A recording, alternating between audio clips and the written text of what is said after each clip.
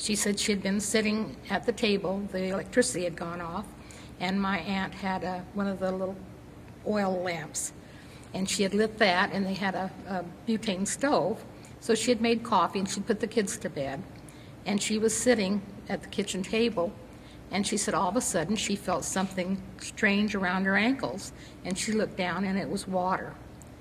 So the bedroom was just a few feet from where she was sitting and where the kids were at. So she got up, and by the time she got in the bedroom, the water was around her knees. My mother was 4'11", not very tall, and when she was young, she had drowned.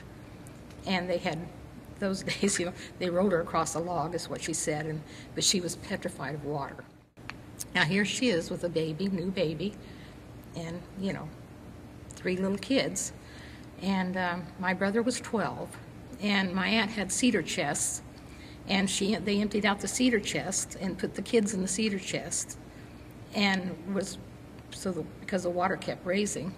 And my brother had a little penknife, and he was trying to hack a hole in the ceiling, but he kept hitting 2x4s. He couldn't make a hole. Well, my uncle had built on a room just down the hallway by the garage, another bedroom.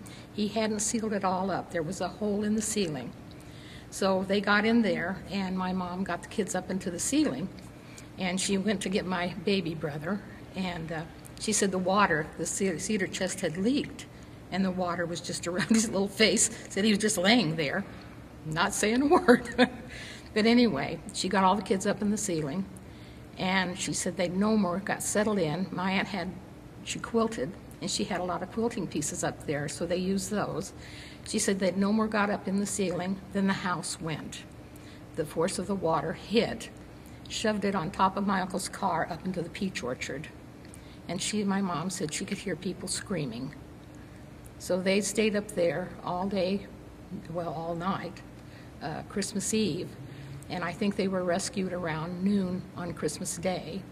They had pushed out the end of the gable of the house and was waving some of the quilting pieces to attract attention when they heard planes going over.